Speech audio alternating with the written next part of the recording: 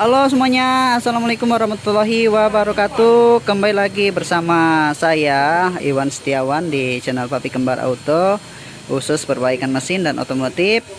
Apa kabar sahabat semua? Semoga sahabat semua dalam keadaan sehat walafiat serta dalam lindungan Allah Subhanahu wa taala. Amin. Nah, video kali ini Papi mau kasih tips ya. Ini sesuai permintaan dari channelnya Mas Arbi Purba. Beliau minta videokan apa saja sih yang perlu kita cek sebelum melakukan perjalanan jauh ya. Oke, sebelum lanjut ke videonya teman-teman, jangan lupa di subscribe ya. Mudah-mudahan info yang Papi kabar bagikan ini ada manfaatnya dan tambah bermanfaat untuk kita semua, amin. Nah, jadi untuk pengecekan yang kita lakukan sebelum perjalanan jauh ya, ini kita langsung saja lakukan pengecekannya ya. Nah, pertama-tama yang perlu kita lakukan biasanya itu untuk teman-teman semua kebanyakan melakukan pengecekan yang pertama itu pada air radiator ya. Nah, sekarang kita akan coba cek untuk bagian air radiatornya. Nah, jadi untuk pengecekan pada air radiator itu kita lihat untuk bagian pada reservoir tanknya ya. Ini ada garis atas yang tulisannya full, kemudian yang bawah itu bagian low. Jadi kalau airnya masih di antara garis full dan low itu air radiatornya cukup ya teman-teman ya. Apabila mau ditambah sampai full itu tidak apa-apa. Jadi air radiatornya ini harus berada di garis full. Nah, kemudian untuk bagian air radiator teman-teman, sering sekali sih untuk pengecekannya kita buka di bagian tutup ya. Kebanyakan sih ya. Jadi kebanyakan nambahnya di bagian radiatornya. Nah, sedangkan di sini untuk bagian airnya lumayan penuh ya. Jadi seharusnya pengisian yang tepat dan benar itu langsung dari reservoir tanknya, karena untuk radiator normal dia akan kembalikan air radiator, kemudian pada saat dia butuh maka dia akan hisap lagi air radiatornya. Nah, kemudian yang kedua itu pasti oli mesinnya ya. Kita cek untuk bagian oli mesin ya. Apabila teman-teman sudah pernah ganti atau kilometernya masih sedikit, nah di sini ada garis ya, kita bersihkan dulu. Nah, ini ada garis titik bawah dan titik atas ya. Apabila olinya masih di antara titik bawah dan titik atas itu untuk isinya atau olinya itu normal ya. Nah, kita lihat juga untuk bagian kilometer pada gantungan oli. Apabila sudah mendekati, langkah baiknya kita langsung ganti oli mesinnya.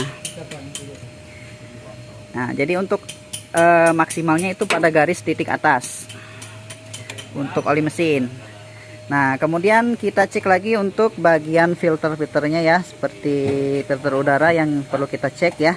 Karena untuk bagian filter udara ini apabila ada yang menyumpal itu berbahaya ya. Itu berpengaruh sekali dengan tenaganya. Nah, jadi kita cek untuk filter udaranya ya yang berikutnya.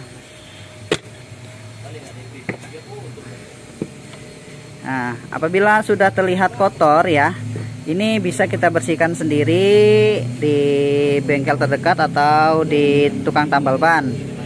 Nah, setelah dibersihkan kita pasang lagi ya teman-teman ya. Kemudian untuk bagian oli-oli yang perlu kita cek lainnya itu adalah oli power steering. Nah, oli power steering ini ada batas min dan kemudian ada batas maksimal ya. Jadi untuk di sini kita lihat di bagian tengah-tengah. Jadi masih lumayan cukup lah ya. Jadi untuk maksimalnya di bagian atas, kemudian minimalnya di bagian bawah. Nah, setelah itu kita cek untuk bagian minyak remnya ya. Di sini untuk bagian minyak rem dan minyak kopling itu berdekatan ya teman-teman ya. Jadi dua-duanya perlu kita cek. Nah, untuk minyak kopling itu ada batasnya sama saja ya, ada full ada low-nya juga. Dan untuk bagian minyak remnya ini ada batas low dan batas uppernya atau batas yang maksimalnya saat pengisian minyak remnya ya. Nah, jadi apabila minyak remnya sudah berada di tengah-tengah, ini kemungkinan besar untuk bagian kampas remnya itu ada yang tipis ya. Jadi kita harus lakukan pengecekan dengan cara kita lihat di sela-sela bannya. Nah, di sini berhubung sedang dibongkar ya. Jadi untuk kampas remnya ini kita lihat di sini sudah mulai tipis ya, teman-teman ya. Jadi alangkah baiknya kalau sudah seperti ini harus kita ganti langsung ke bengkel karena untuk perjalanan jauh takutnya dia habis di jalan malah tambah parah. Nah, jadi untuk selanjutnya pada mobil Pajero Sport itu ada yang menggunakan oli matic ya. Jadi ada juga yang transmisi manual. Nah, di sini untuk bagian stick oli mesinnya dan biasanya samping sini ada stick oli maticnya. Nah, kita lakukan pengecekannya pada saat mesin panas ya. Apabila dia berada di titik paling atas, maka untuk bagian olinya full. Nah, selanjutnya kita cek di sini teman-teman ya untuk air aki atau akinya. Nah, apabila akinya aki basah itu harus kita perlu lakukan pengecekan pada air akinya ya. Apabila kurang bisa kita tambah sendiri. Di situ ada tulisannya upper dan lower. Itu kalau dia masih di tengah-tengah itu berarti maksimal ya. Nah, seperti itu ya teman-teman ya. Jadi pengecekan yang terakhir itu ada di bagian sini. Jangan sampai terlewatkan. Nah, di sini tekanan angin sangat penting sekali ya teman-teman ya. Jadi kalau tekanan anginnya kurang atau berlebihan itu tidak bagus. Jadi harus kita cek, kita standarkan sesuai standarnya. Nah, di sini bisa kita lihat teman-teman, untuk bagian standarnya ada di sebelah sini ya.